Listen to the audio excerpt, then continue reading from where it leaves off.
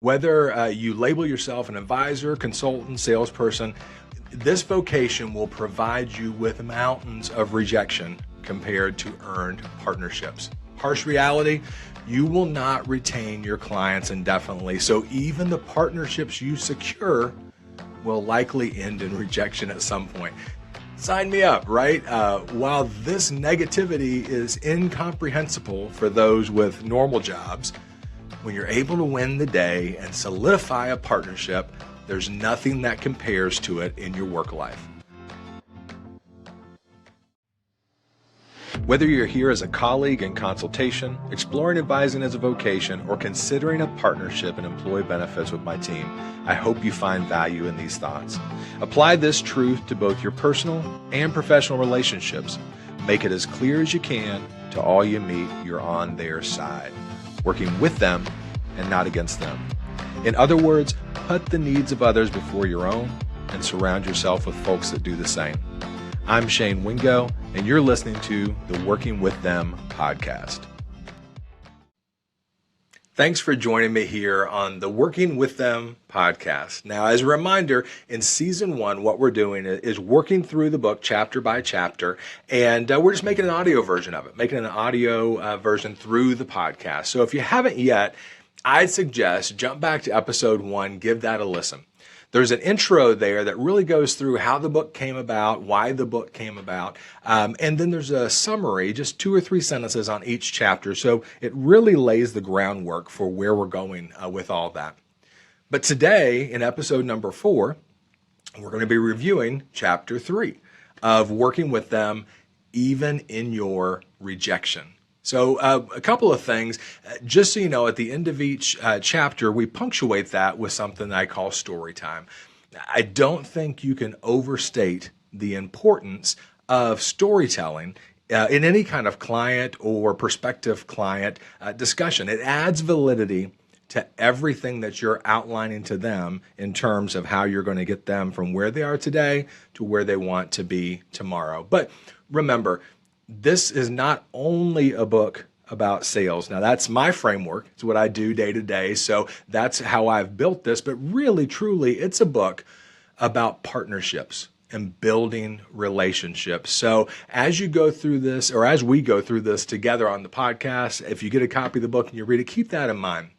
So even though I'll be speaking about clients and prospective clients, as we go through, you think about how you react when you interpret a response as rejection from someone you care about. Are you even seeing it correctly? Is that what's being intended? And if it is, how can your reaction to this situation, this rejection, build a bridge or maybe even mend a relationship?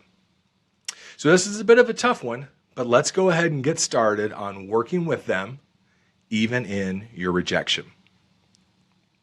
There's no sugarcoating it. Rejection stings. Whether you label yourself an advisor, consultant, salesperson, this vocation will provide you with mountains of rejection compared to earned partnerships. Harsh reality, you will not retain your clients indefinitely, so even the partnerships you secure will likely end in rejection at some point. Sign me up, right? While this negativity is incomprehensible for those with normal jobs, when you're able to win the day and solidify a partnership, there's nothing that compares to it in your work life. One hard-fought win will negate 100 losses. If you disagree, choose a normal job. If you want to stay motivated through this rejection, your perspective is key. Regardless of industry, it all comes down to simple math. Generally, when you're starting, it takes 100 communications to find 10 opportunities. From those 10 opportunities, you'll be able to connect and present to 3 of those decision makers. And from those 3 connections, you'll likely earn 1 partnership. 100 calls or emails, drop-ins or LinkedIn messages, mailings or connections from a client, colleague, acquaintance on your behalf, all to result in 1 new client partner. But this information should be exciting, not worrisome. Now you have a roadmap. Gaining the trust and partnership of a new client can be a long journey, but when you map it out correctly, it becomes a well-worn path. Understand that familiarity leads to comfort in any relationship. Creating a new client partnership is no different. You basically begin this process as a stalker. You've researched a prospective client, you've spent time organizing your thoughts and determining how to best approach that first conversation. And at the same time, they most likely don't even know you exist. So as you begin to connect in various ways, and I'll lay out some thoughts on this at the end of this section, your prospective client will begin to recognize both your organization and your name. They're not returning your calls or emails yet, but they're becoming familiar with you. Partnerships are built on these layers of initial rejection. It takes time to gain familiarity that will ultimately provide an opportunity to begin earning their trust. Rejection can and should be your catalyst for improvement, and silence is a response. Learn from these non-responses and from the actual no thank yous, if they're that polite. If your emails are not yielding the results that you like, revert to your study and improve them. If your video has one like and it's your work bestie, study the videos you find engaging and incorporate new techniques into your messaging. Getting all the way to the table to present, but the closes just aren't finalizing? Swallow your pride. Go to the colleagues who are building new client partnerships in your organization and ask for their advice and mentorship. You can gain so much more from your failures than your successes if you remain open to learning. So it takes 100 touches to create one new client partnership, right? So how you handle rejection throughout your prospecting process is key. There may be dozens of connection points from your initial contact to creating a partnership, and half or more of those connections were probably rejection by ignoring your request. But bear all of this in mind and be respectful and mindful in your communications, especially when addressing a prospective client's response. For the majority of this process, you are unconditionally giving of your time through all these touch points, giving your knowledge and expertise, giving invitations to meet and discuss further, giving free consultation and advisory services. Understand when you've earned the ability to give a little push in the relationship. That's vital to know when that time comes. Continue to build on those layers of familiarity. Show them you're already working with them even before they agree to work with you. And at each glimmer of acceptance, take that opportunity to move your prospective client to the next stage of the process.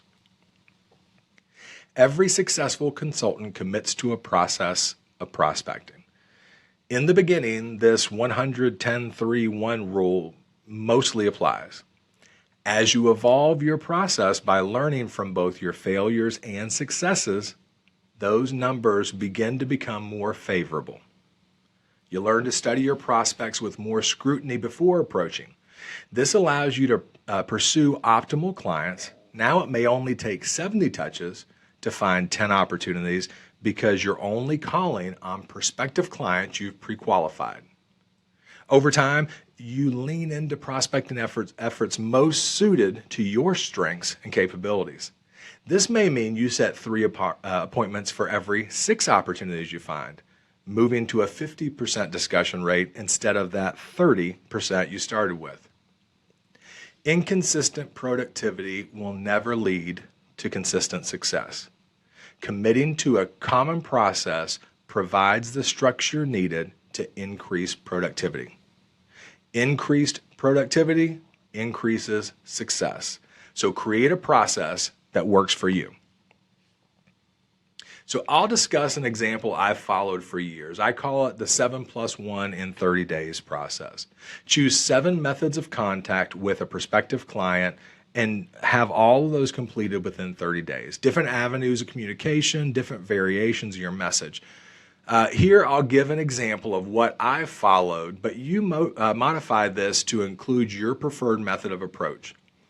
This is simply what works for me. There are a multitude of ways to successfully approach prospecting. So, do you.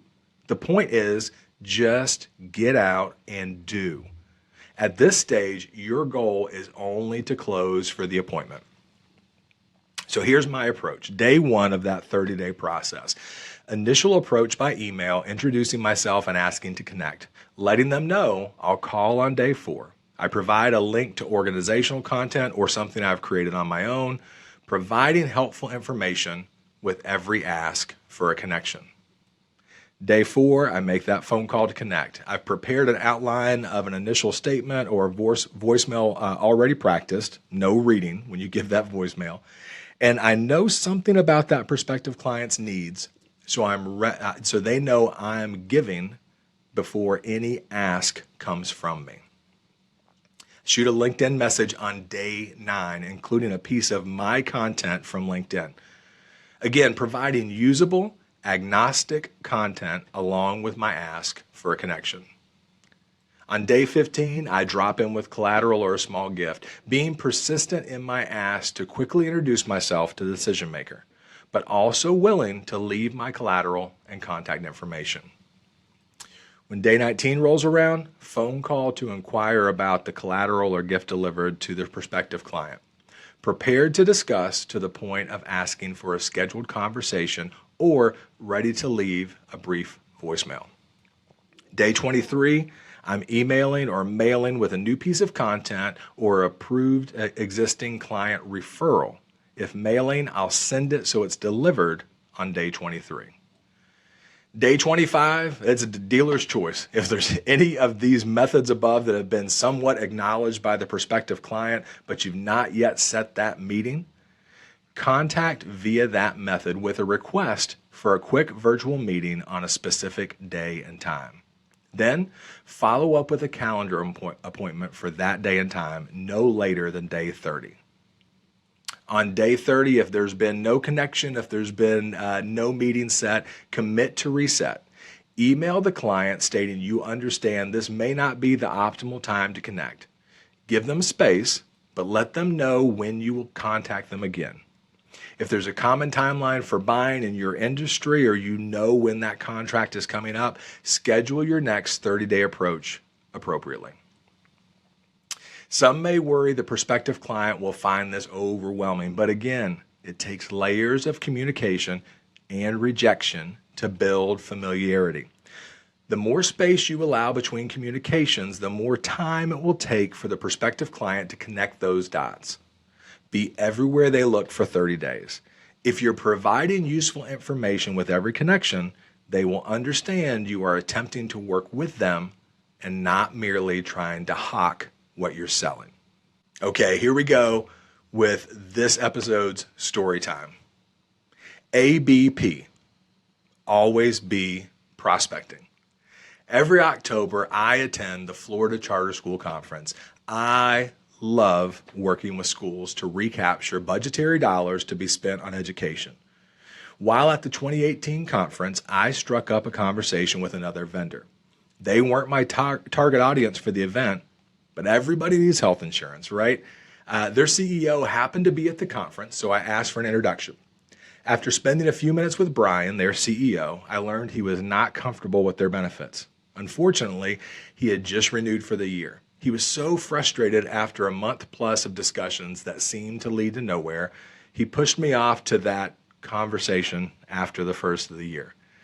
Those conversations seldom seem to come to fruition, but I put him on a 7+1 campaign after the conference. And in each communication, I mentioned I was providing him information to prepare him for our conversation after the first of the year. My +1 email was an appointment to meet in the second week of January, and it went unaccepted. I called to confirm the meeting in early 2019 to no avail. I was all set to start another 7+1 campaign in February when their HR director reached out and asked for a meeting. 4 months of prospecting, and they were ready to move forward. Success. Not quite yet. We went through an exploratory process. We presented only to come in second to the broker they partnered with for their commercial risk insurance. Remember, familiarity leads to comfort in a partnership. Even though I knew my approach and our team would benefit Brian and his organization, his relationship with the other broker was years in the making, and mine was only in its infancy. Now that Brian had a new advisor partner for employee benefits, I stopped calling on him forever. False. I kept him on that 7+1 campaign. I just pushed it out to April. With each contact, I reassured Brian that I was here to be his advisor regardless of an official partnership being established. I let him know I would forward him the same communication I send to my clients. And I did just that, religiously. I send emails to my clients throughout the year with important information about our industry. I would then forward those emails to Brian and his HR director, as well as other prospective clients in this category of connection, with a lead-in message specific to his organization or plan design. I provided Brian and his team a window to view the advantages of partnering with our team. I did not place Brian and his team on another 7+1 campaign after that because we had built rapport. Even though that rapport had not transitioned into a partnership, I needed to treat him differently than a prospective client that I had never met. So I sent him and other prospective clients in this in-between stage an email each time I post a LinkedIn video. As we entered and continued to muddle through COVID, I informed him of important employer guidelines and tax credits. Now, I knew his medical carrier, so I ensured he was receiving their communications about COVID from me the day they were released. So in 2021, after all this work, I won the business, right? Wrong again. While his current broker was not extremely creative or providing outstanding service, they also weren't failing. They continued to adequately meet expectations, even if they weren't exceeding them. It can be difficult to break through the status quo bias when there's a long-term relationship involved. I kept Brian and his HR team informed throughout 2021 and sought him out at each Florida Charter School conference. All of this also continued through 2022 without establishing a partnership. In early 2023, I again sent Brian and his HR team one of my LinkedIn videos. A major shakeup had occurred in our industry and his medical carrier was exiting the market. When sending my video, I made sure he was aware of this change in my lead-in statement. I also attached the email I sent to my clients concerning that carrier's decision. This email included my insights and provided an outline for upcoming discussions and strategies concerning this change. Finally, the door reopened for a discussion. We took a 2-month exploration into their current situation. We uncovered much more than their carrier exit to discuss and jointly created an outline of next steps. There was not a question of whether we would partner together. We'd already been doing so throughout this 2-month journey. The formalities of paperwork were signed because I adequately proved I was on their side and working with them even before they had decided to work with me. Now, as we wrap each section, we reinforce this whole philosophy, and we'll do that today by saying, make it as clear as you can to all you meet that even in your rejection, you're on their side, working with them and not against them. Hope you found value in these thoughts. Now, there's going to be 10 or 12 episodes here in season 1 as we build this audiobook version of Working with Them. In season 2, that's when we'll have the guests start to join us. So subscribe to the podcast and you'll be notified every time a new episode drops where we review another chapter. Now, the book itself, it's live on Amazon, kind of. It's live on Amazon for a pre-order. I'm going to put a link in the show notes to get you right there to all the places where you can find this podcast, but also where you can pre-order that book. It's going to ship on February 14th, so get your pre-orders in now so you can be one of the first to receive and read it. Of course, if you have any questions for me at all, whether they be about employee benefits, which I do daily, or whether it be about the thoughts that we talk about here on the podcast and are expressed in the book, reach out to me. There's going to be another link in the show notes that says Dot Cards. It has all of my direct contact information. It has my cell number, my email address, all my social media spots. So get in touch with me and let's connect if you have any questions. With that, thanks again for joining me, and do all you can today to make it clear you're working with those around you.